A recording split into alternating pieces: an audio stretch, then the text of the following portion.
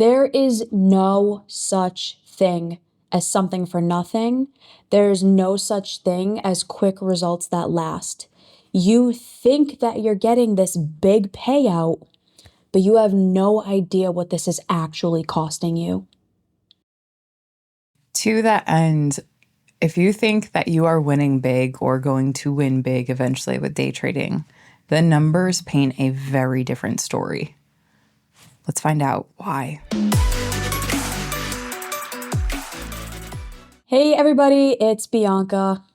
Welcome back, Evolvers. It's Amelia for episode 525. Day trading costs you more than you think. This episode was designed to make sure that we are talking to you, yes, you, the day trader, the person who is spending and honestly torching your freaking time on day trading. Because I know that a lot of people, especially post-COVID-19, have gotten into day trading. It's become quite something of a hobby with our male clients.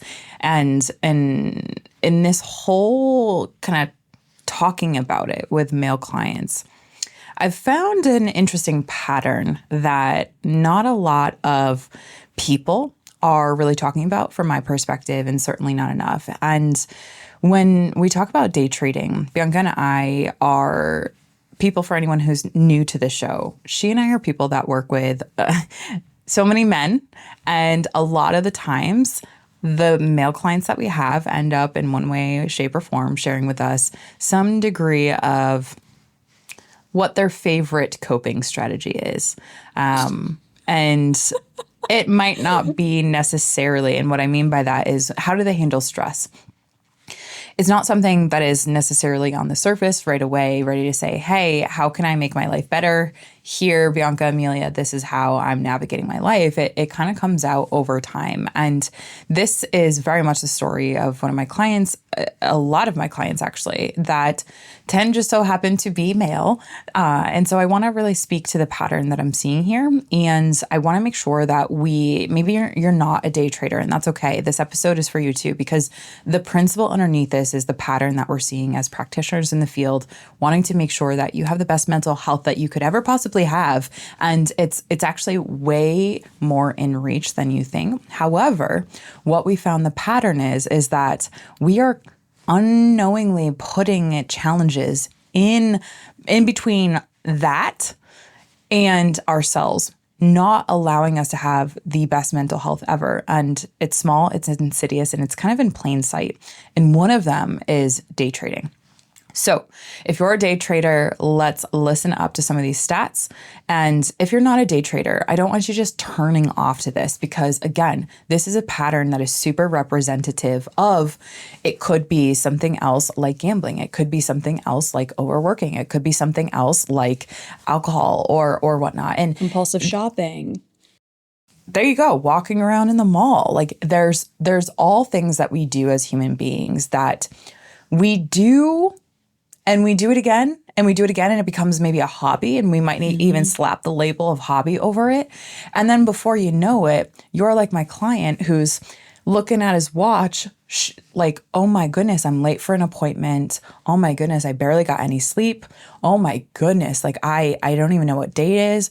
In other words, you have let your life gotten sucked into this giant rabbit hole that's like this vortex, costing you not just the time, energy, and money that you've spent into it, but all of that which you could be building, right? Classic Netflix binges are also on the block for this conversation too, because that's becoming more prominent now more than ever. So is scrolling and doom scrolling and all that stuff. So let's actually think about it from the standpoint of some of the numbers that I pulled up. And Bianca, shout out to Bianca, because she's like, Amelia, how do we make sure that this is communicated in a way that we're not just giving data for data's sake? We are bringing statistics that actually do help our listeners turn in and turn on, not turn off. So I said, bear with me. I'm going to try to share some of the stats that actually help us all, not just those who are numbers and stats based, really tune into this conversation. So I want us to imagine a lecture hall. So maybe you have in mind, wherever you went to university, or let's say a lecture hall that you went to, I don't know, for who knows, a lecture hall, right? And I just want you picturing that hall. Now, it's packed with 100 different people. And those 100 people are hopeful day traders. These are people who day trade, and that is what they quote unquote do. That is through and through their identity that they have stepped into because it has become a habit and a hobby of theirs. So you have this lecture hall, 100 people, it's packed, okay? Now, they have spent every single day in that room, in that lecture hall, coming back again and again.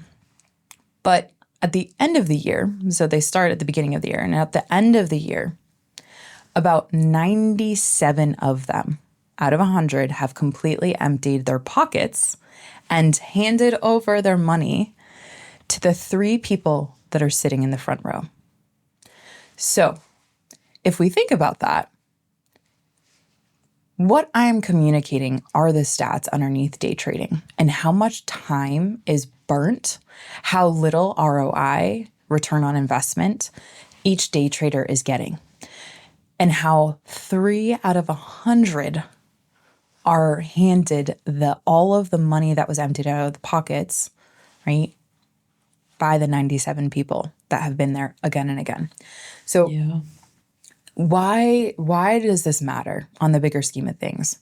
Well, like my client, he was sitting in front of me and he was saying, like, honestly, he wasn't even coherent, Bianca, because he had slept. He hadn't slept at all, actually. I think he pulled an all-nighter. Just watching the market go up and down and up and down and up and down. You know the first thing he says when he gets on a call with me? I can only imagine. He says, this market's rigged. I'm like, what?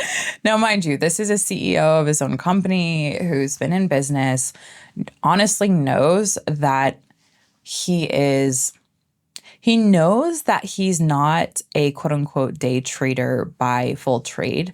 He's more gotten into the hobby, kind of learned a little bit about it, started with silver, then started to kind of get around and look at all of the different, it's a whole vortex. You can learn so much. And to be fair, I mean, we've all done that with something or another. Maybe it's not day trading. Maybe it's crocheting. Maybe it has been, arts and crafts. Maybe it has been doom scrolling. Maybe it has been your TikTok feed. You get into something and then you return back to it and you return back to it. And there's some degree of an addictive process there, not because you're addicted per se, but because it's a thing that you are like, I don't know if this is really something that I should be spending my time on. And then in 3 months from now, you look back and you're like, holy crap, where did the time go? Why have I burnt so much time on this? So it's not just the time that is costing people in terms of day trading, but it's also the time, energy, and money that it is costing individuals when they are not as conscious as they could be on how they spend their time, energy, and money. And let me tell you this, how many people go into a new hobby or a new habit or something that's novel to them, asking themselves the question, how much time in 30 days from now am I going to burn? How much time and money 30 days from now, if I get addicted to this, is this going to cost me? We don't ask those questions and we aren't zooming out to the future and really looking at what we're dipping our toes into. And I find that before we know it, we are on a very slippery slope where we're not getting sleep. That lack of sleep is impacting our decisions when it comes to food choice. The food choice is then impacting our decisions of hydration and how we communicate and work with other people. And I'm seeing it rob people of way more than just their pockets.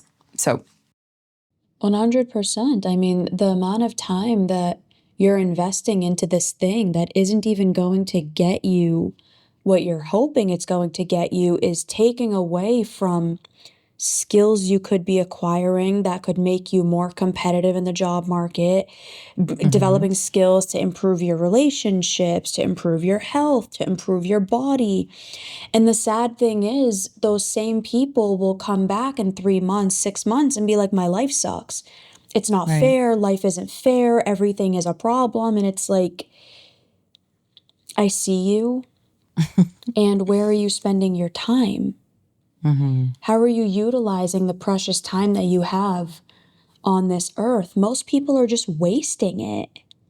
And so we want to make sure we're not here to point the finger and blame and attack, but instead, No. what we are trying to do is to help you to see where your time, your energy, and your money are going. This idea that we have about quick fixes and helping you to be able to do what you can to actually make your life better, to actually improve your circumstances.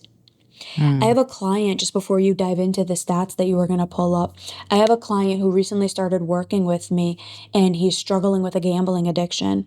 And I have worked with clients previously who struggled with gambling addictions, but not to this level. So I was doing a ton of research. I was learning about it. I was trying to figure out what are the best treatment protocols for this, just so that I can, really help this person, really show up the absolute best that I can. And there was this concept I came across, and it was so fascinating. It's called the gambler's fallacy. So, the gambler's fallacy is this notion that as long as I keep playing and as long as I keep engaging in this, eventually there's going to be a big buyout. And what ends up happening is your brain ends up contorting itself to believing that every loss, well, this doesn't matter because if I just play long enough, there's going to be a big payout Right. eventually. So Right. what happens is you invest more, more, more, more, more, convincing yourself that the loses don't actually matter because eventually there will be one big payout to make up for it. Right. This is not just gambling. Weight loss medications are following a very similar trend. AI is following a very similar trend. Well, AI will just fix it. AI will just Right. write the paper for me. AI will just do Right. all of these things. Our brain contorts itself based on the information that we are giving it and what we are putting into ourselves and into our lives. So make sure that you're really hearing this episode and that you're taking this seriously so that you are not falling into whatever cognitive biases are going to be impacting you, leading you to believe that number one, this isn't a problem. Number two, you don't need to do anything about it. And number three, that, the worst outcome isn't going to happen to you. Because the gambler's fallacy is also, I'll be the one who does get paid out big. It's like, yeah, everyone else Right. thinks that too. That is why the first example that I gave, one out of 100 people in a lecture room, what they all have is gambler's fallacy. And I And love the fact that you survivorship brought that up. bias. Exactly. There's a lot of cognitive biases that are coming into their mindset to open up the door to allow the resistance to lower to this behavior that they know to some level is not necessarily the best for them, right? They could be spending time with their family. They could be spending time developing skills. They could be spending time actually looking at something else to invest their capital in where the ROI is actually netting out. That's actually much favorable than this. But the reality is out of the 100 people, you have 97 of them giving the money to the 3 people that are in front. Why is that? Well, because of what Bianca you just said, the gambler's fallacy. There's a cost sunk bias, which is I am at this point. I've already invested. For example, I heard in another client, I already invested $30,000 in silver. It's going to go up. I should just invest another 10,000. Right? Like, oh my goodness, there's no like the rationality that has been pulled out of the brain and just to serve this one day I'm going to get that big shiny reward per the gambler's fallacy. We all have slid into that in one area of our life or another. And I would ask, if Bianca, if you had, let's say, for example, you and we decided we wanted to go skydiving, right? It was something I told you, I said, this was on my bucket list. And back in Australia, when I was there, I chickened out at the opportunity and I just didn't trust it. But you know what? Now I really want to go skydiving. And you and we go take a trip to, where do you want to go? I'm not going to Australia. I don't do critters. So anywhere else. Okay. All right. Let's say we go to the Bahamas, right? Let's just say Bahamas. Lovely. All right. You and I go to the Bahamas and we're walking down the beach. And I say, you know what? I think this is going to be so fun. You know, you and I both have $100 and so we decided, you know what? We're not going to do anything else with this $100, but we're going to make sure that we get our money's worth. And we pull up and there's this person that approaches us on the beach and says, you want to go skydiving? And we're like, no, that's okay. It's like, it's really fun. It's really fun. It's like, no, it's okay. So we keep walking. We're talking, picking up shells and all that stuff and like looking at the beautiful, you know, beach and palm trees and just wondering why we've put ourselves in the line of work that we have to where we never do this. and then all of a sudden, you know, a second person comes up and they say the same thing. It's like, oh, it's really, really fun. You know, like it gets you that thrill you see. And then he sells it and he goes, you get to see the whole coastline. And you and I are looking at each other like, no, we have $100. Like, it's like, we'd rather do a nice dinner because we love eating our faces off. And so we're thinking about dinner and we're like, yeah, we'll do that. So then we keep walking. And then a third saleswoman comes up and she says, ladies, hey, what do you guys do for work? And we start talking, you know, therapist, coach, we have a business. She's like, oh, no way. And she's walking alongside with us and she's like, oh, look at that. And she's showing us really cool things in the beach.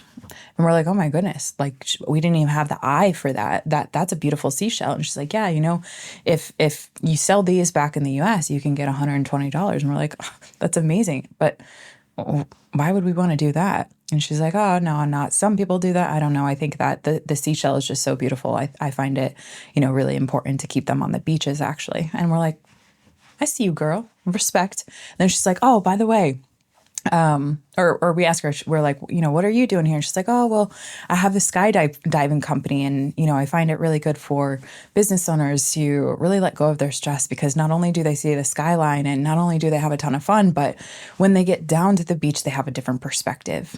And that perspective on life changes everything that they do. And we're at this point, like looking at the seashell, thinking we can make a quick 120. But then kind of in between, like, do we do that or do we become scumbags and like just let the earth be where the earth is? And so we're going back and forth and we're thinking about our dinner, right? Kind of going back and forth. Like, we still have this $100. Like, the way she just described that, like, we need that. And so we're like, hey, how much to skydive? And she goes, oh, it's just $100 per person. We're like, sold. And right as we're strapping up, she goes, well, the only thing that I got to tell you that I think is really important, you know, as we're signing the liability waivers, she goes, out of 100 times of people flying, for every 100 times you go flying, the parachute actually fails 97 times. So out of every 100 jumps, we actually have a really big failure rate. So we got sold and now we're going to die.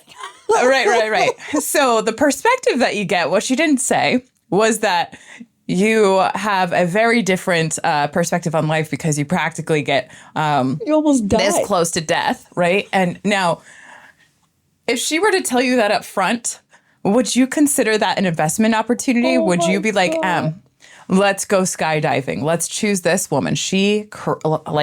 Would you consider that an investment opportunity or would you run the hell away? You would run the hell away. You would go eat our faces off at the local restaurant. Why did I just go through all of that?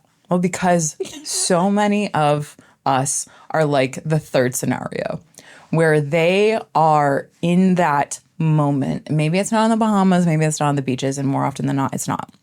But they are in that category where someone literally tells them on some little small writing or another that the failure rate is above 97 out of 100 times you're going to fail.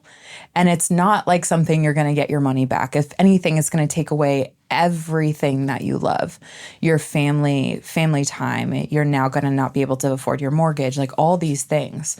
And if you heard that up front, you would likely run away. But the thing is, the human brain's kind of back to the whole kind of aspect of this story is the fact that Our human brains are really good at only looking at the evidence that supports what we deeply want and desire.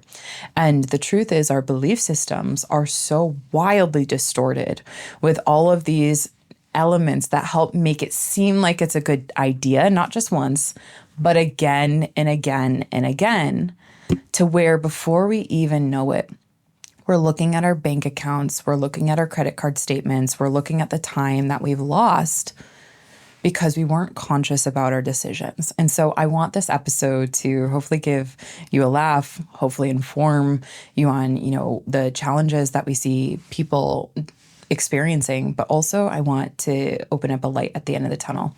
And that light at the end of the tunnel for anyone that's struggling, whether it be day trading, whether that be gambling, whether that be online shopping, there's a number of addictions, of challenges of doing things like this where you go in and say, well, the failure rate's at a 97 per every 100, but I'm just going to hand over my money. We need to stop and really think about what it is that we're not just doing for our life, but also who that's impacting. So Bianca, to the client that you've been working with, I love that you can bring that into this episode. What is maybe one thing that you can share that you've successfully done with this client that you believe deeply, whether it be day trading or whether it be someone who is buying books because they love books, but they never read them and they've already sunk $5,000 in per year? I'm serious. I have an exact client who did that exact same thing. And that's what I'm saying. I have a person who bought $500 in pip decks, and have we once used them? No. Everyone gets sold on something and then sold again and again and again because their distortions are overriding the pain and not really taking that moment of taking stock of holy crap, this is really not good. This is really not good. The entire world is convoluted to try to sell you that you need whatever this thing is. There's people smarter than all of us behind the scenes, literally conspiring to try to get you to believe that you need this thing. Yeah. Whatever it is for you, you need to be day trading. You need that book. You need that skincare. You need that hair care. You need that car. You need the new phone. You need the new AirPods. You need whatever it is. And they are making money hand over fist on all of our stupidity. Straight up. Steve Jobs literally reported when he was alive, saying he would never let his children use the products that he was making. He didn't allow his children to use iPads. So he created it for the world and is like, yeah, my kids aren't touching this shit. The people who create AI, they're not letting their kids use it because they know the realities of it. So some of the things that I have been working with this client and the other client that had an addiction to purchasing books, she had thousands of books and she never read them. She read maybe 5%. I had her sell half of them. And the intrusive thought is all the plant mamas out there. And I've been here where it's just want to buy another plant. It's but then you also have to care for it and it's going to die. So but keep going. There's just so many examples of this, the shoes, the purses, the this, the that, yeah. What I helped these people to see is what is the thing that this behavior is masking from? Yeah. What is this masking? Why do you need that thrill of buying the book? Why do you need the thrill of the next big payout? And more often than not, it comes from a feeling of a lack of control in your life, significant, feelings of worthlessness, hopelessness, depression, anxiety, potential trauma, intimacy issues, whatever the case may be. All of these behaviors, more often than not, are masking the things in our life that are missing. They are harmful, maladaptive coping strategies that are taking away from our ability to actually deal with what the realities of what's happening in our life and make meaningful progress and change. And nobody would look at themselves day trading thinking, I'm masking trauma. It's like, no, I'm just trying to make money. It's like, okay, why are you trying to make quick money? What's the narrative? Are you in a lot of debt?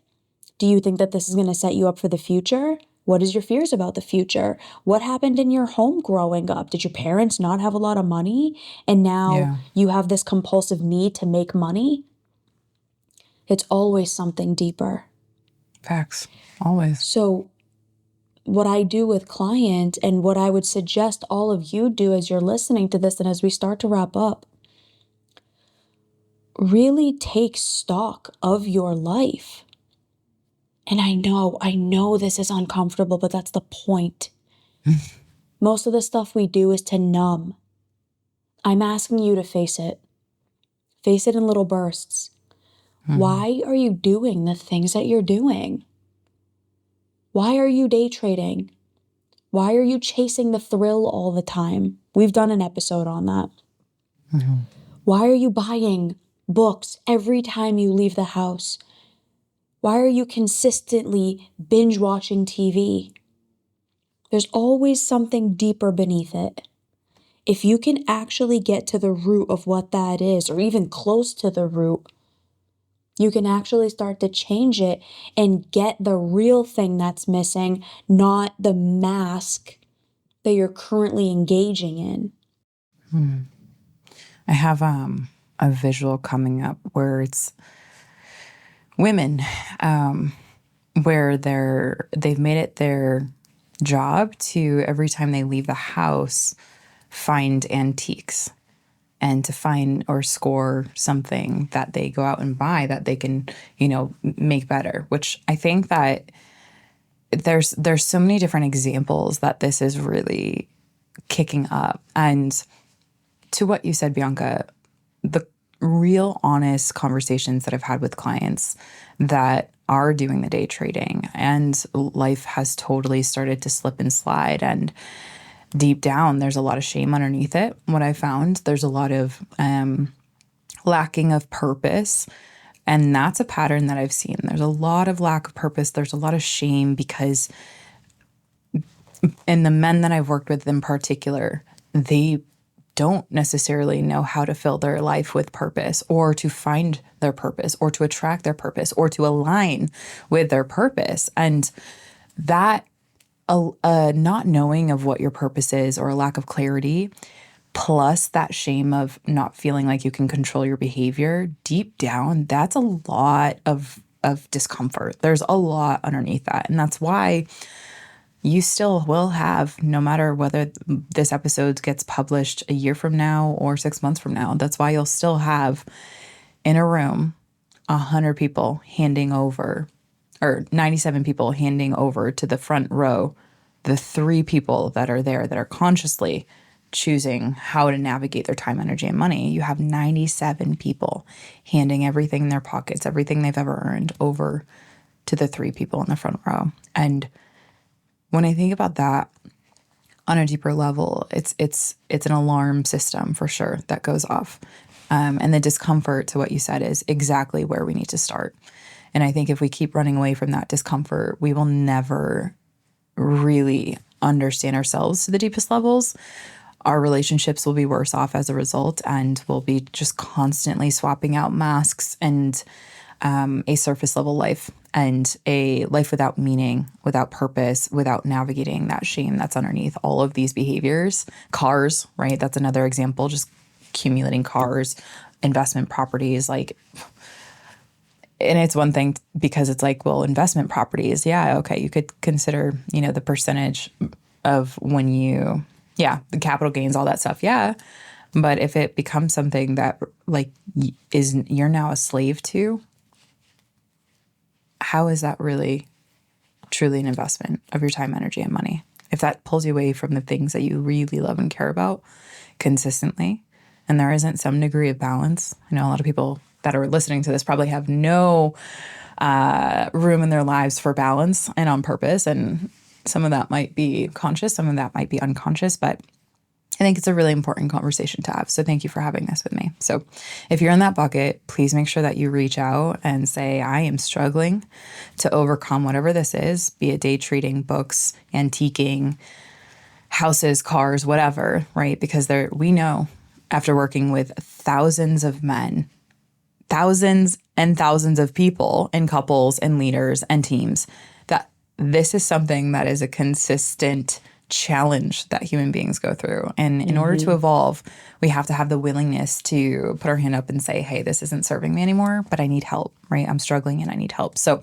if you like this episode, I strongly recommend you go ahead and take a listen to episode 467, What the Holidays Reveal About Your Relationship with Money, as that connects you deeply to what a lot of this, the wounding, the traumas, the common challenges that we see happening again and again. And if you actually want direct care and support, Bianca and I are always available. You can DM us, you can send us a message, you can click the link to our website, evolveventurestech.com, in the show notes, and we have a plethora of opportunities for you to get involved with this community. So with that being said, Bianca, closing thoughts? Take control of your life. It is in our hands. We just don't believe it because we're bombarding ourselves with bullshit 99% of the time. That bullshit. Bullshit. So, as always, thank you, dear Evolvers, for your continued interest in the science of holistic mental health. We encourage you to keep evolving. Keep doing your thing. Bye, everyone. Bye, everybody.